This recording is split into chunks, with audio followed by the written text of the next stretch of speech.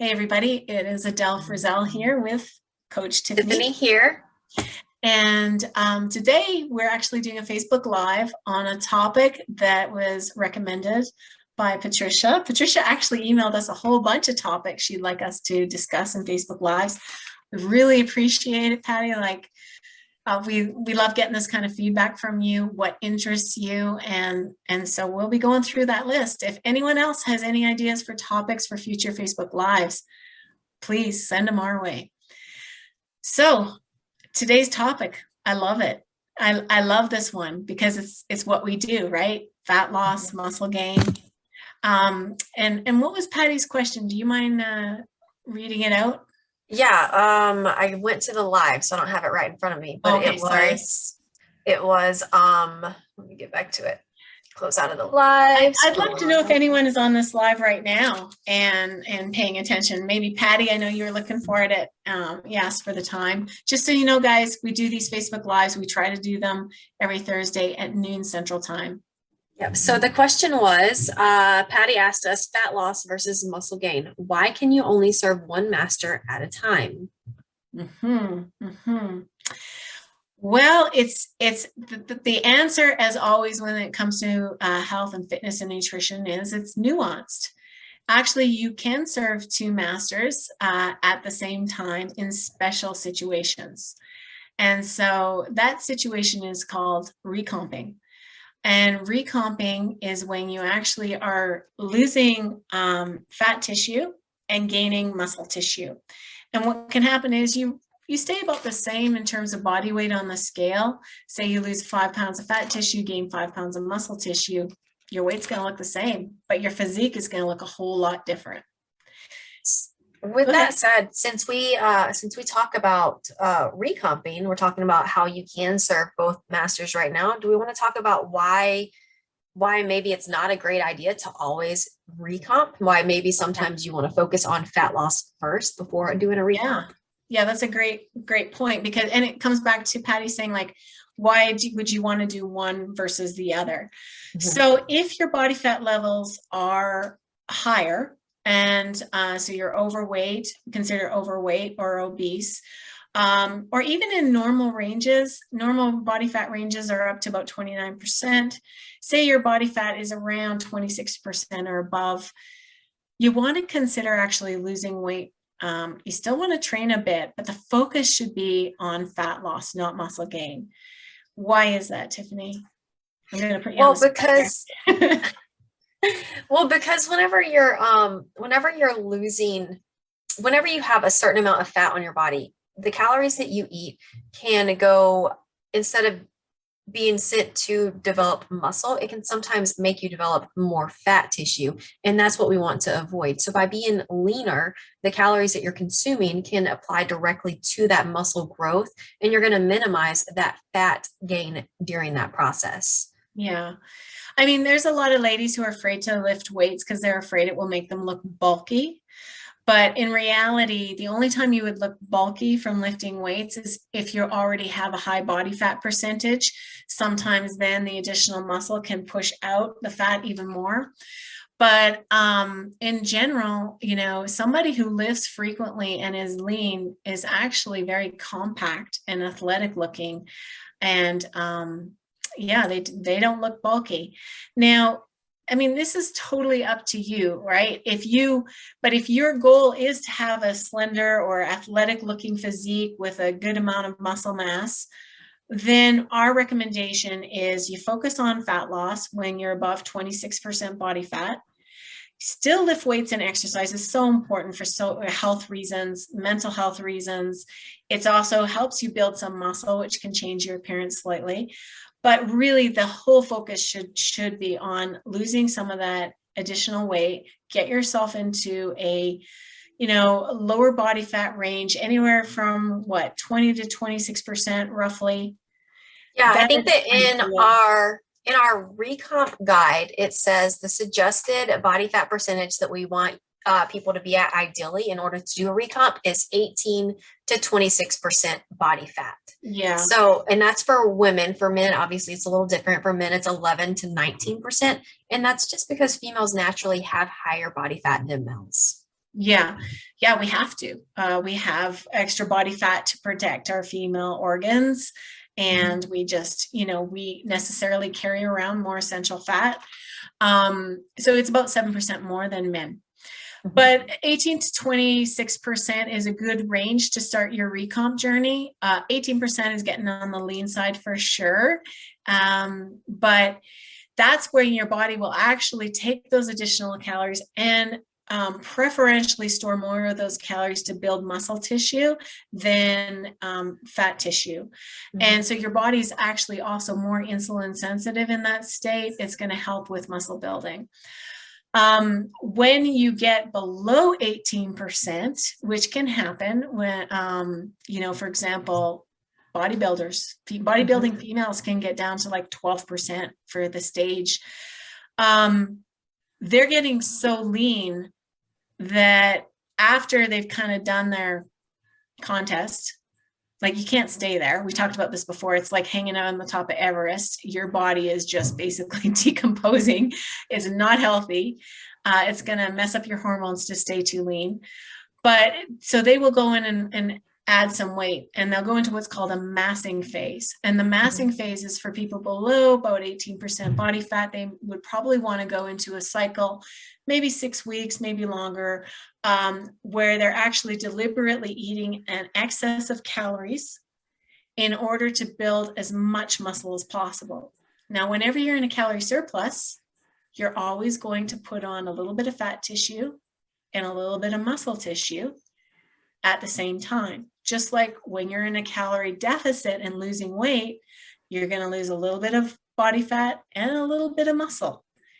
How Mhm. much you lose depends on how much protein you're having, and a number of other factors, which we get into in our free recomp guide. And maybe we can just touch on those a little bit now. If you'd like the free recomp guide, please comment below. I'll send you the link. It includes actually a 5-day course, and it includes a free guide on how to recomp and a calculator so you can figure out whether you should recomp, mass, or cut, right? Yep, absolutely. So one of the first things that we talk about in this recomp guide is strength training, because let's be realistic, no matter what you're doing, whether you're maintaining your weight, trying to do a recomp, or whether you're specifically trying to lose body fat, or if you're trying to gain muscle, strength training is going to be key for each and every single one of those stages. Because if you're in a deficit, strength training can help you maintain your muscle mass, that with the combination of how much protein you're eating. And it can also help your overall body composition look better as you're getting closer to your goals. During a retrain, you're obviously going to want to be able to feed your muscle mass to grow your muscle while you're losing that body fat. And a bonus is strength training is whenever you're strength training and you're at maintenance, you may end up realizing that depending on how strenuous your training program is, you may end up creating a larger eating window for you. So you may end up being able to eat even more calories than what you think that you can eat and still maintain that weight. So it's a good idea to track what you're eating and continue to monitor how you're reacting to things. And if you notice that you're starting to lose weight, then you can up those calories a little bit to make sure that you're still building that muscle mass and doing that recomp. Do Yeah. you want to add anything to that? Yeah, I mean, we've had clients who we've increased their calories beyond what they thought they had to make you eat to maintain their body weight simply because they became more active. And so, yeah, you have to watch that.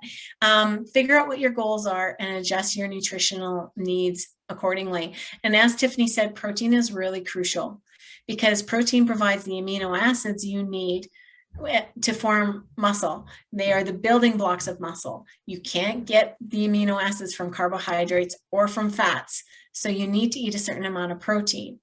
And it might be more than you're currently used to. But if you really want to improve your physique and have a more athletic appearance, that means strength training and eating lots of protein. And And there's another more note to on the protein is that for the amino acids, there are some amino acids that are best found in animal sources. You can get them through plant sources, but you have to make sure that you're mix and matching those plant sources in order to get a full amino acid breakdown. So if you are vegan or vegetarian, be very mindful of that. Yeah, and leucine is an amino acid Mhm. that is really important for muscle building. So if you're just having collagen you're not getting all the amino acids. Consider other sources. And we go into protein sources in our free recomp guide as well to give you some ideas. Okay, so there are some other important considerations when it comes to building muscle and losing fat that you might not have even considered. Okay, so we covered strength training. Caloric intake is also really important, right? Because strength training will help you build muscle, but what ultimately takes care of your fat loss and is going to be calories. Okay. To lose fat, you have to eat fewer calories than you burn over time. You have to put yourself in a caloric deficit. And to build muscle, you need enough fuel for your workouts and to build muscle. Okay. While also losing fat if you're doing a recomp. So it can be a very fine line to walk there. That's why that caloric intake is very important. Yeah. And so we have a free calculator on our website to help you figure out, based on your age, your physical activity, pardon me, what approximately your caloric intake should be per day, and how much of a deficit you should have if you want to lose, or how much of a deficit you should have if you want to actually mass or gain as much muscle as possible. We don't recommend what people call bulking, like a dirty bulk, where you put on a whole bunch of fat along with the muscle. We actually recommend a very small weight gain every week. Because again, if you're eating in excess, a portion of that is going to go towards body fat. You want to minimize body fat increases as much as possible and maximize muscle increase. It's funny that you mentioned the dirty bulk. I actually talked about that last night in the New You call with my clients. I was like, I just basically did a dirty bulk. So I'm coming back from that currently. It happens to the best of us. But ideally, a lean bulk or a lean mass is best. Yeah. And we actually have some recommendations for lean bulking, like how much weight you should be gaining each week in a lean bulk in the Recomp guide. Because let's face it, you could go a little crazy eating all the food, and then you're up 20 pounds. And now you're like, I can't see my muscle anymore. I don't want that. And now I got to do a drastic cut to get it down. No fun. Yeah. So protein, once you figure out how many calories you'll be eating daily, again, you want to focus on protein. Really, really important. And we have some examples of sources and what protein macros are in that Recomp guide. And it's important to point out, and this Recomp guide points out, that just because like a chicken breast weighs 100 grams, that does not mean that that's 100 grams of protein. So you have to actually look at the macro breakdown. And this kind of gives you an example of how much something weighs versus how much protein is actually in it. Yeah. And everyone's unique how much protein they should have. So you can use our calculator to figure that out. If you don't understand macros, we have a free course on it not free. We have a course for $30, which is pretty comprehensive, and it'll teach you how to track your macros. So you can do this on your own. Another really important point that I think is sometimes overlooked by the if it fits your macros crowd is micronutrients. Yeah, so micronutrients are things like your vitamins, minerals, they're health enhancing compounds that are generally highest in minimally processed foods. So think of like your fruits, your vegetables, stuff like that. That's where you're going to get a lot of your micronutrients from. And a lot of people, whenever they over restrict carbs, they're severely reducing how many micronutrients that they are eating from day to day. I think that a lot of people don't realize that. I mean, especially with the craziness around fruit, people saying fruit makes you fat, it spikes your insulin. It's utter garbage. I'm starting to see people come to their senses, but you need carbohydrates to fuel your performance, to get the best possible workout, which leads to the best possible muscle building, and also for health. Okay, so you need those polyphenols, those vitamins, those minerals. I mean, even grains are important. Grains actually have health enhancing compounds. They can lower the risk of colon cancer. They can lower cholesterol. So again, we always say no bad foods, right? If you want help with this, definitely consider working with us, and we can help you to sort of eat in a way that, helps you with your goals. Absolutely. And then I think one of the most important things for building muscle and keeping hunger at bay is, all my clients would know this one, right? Go ahead. Sleep. We got to have Sleep. that sleep, guys. You have to let your body recover. Yeah. It's probably one of the most underappreciated aspects when it comes to getting healthy and fit. It's going to Here's your improve. permission to take that nap. Yeah, yeah, but no more than 20 minutes, ideally. It's going to help reduce cravings, because when you don't get enough sleep, actually what happens is ghrelin, the hunger hormone, goes up. And also your testosterone goes down, and your testosterone helps you build muscle and helps give you energy and things like that. So sleep is so important. And to make a long story short, you need 7 to 9 hours a night. Most people. There are some people with certain conditions. There's a very rare subset of the population that actually can go with 2 to 4 hours a night and function very well. It's physically impossible for them to sleep more than that. I have a friend who's like that. But it's very rare genetic trait. So from the majority of us on the planet, we need 7 to 9 hours of sleep a night. And a lot of people think they get by just fine with 6. You have no idea how much better you would feel if you got actually more sleep. So make it a priority. Keep in mind that, this is ideal situations. Obviously, we understand that there are some people that struggle with medical issues that makes this difficult for them. But ideally, this would be the perfect ratio. So I'm wondering if we lost Adele here. It looks like she's frozen, or maybe we lost me. I'm not quite sure, but I do want to go ahead and talk about the next thing on here, and that is tracking. So if you're doing everything consistently, you'll notice that you're getting those great results. The issue is that a lot of people get so used to using the scale as a measurement of success or defeat that whenever the scale's not moving much, they're like, oh, wait, I'm not sure what's happening right now. I'm not sure if you froze up or if so I just kept talking.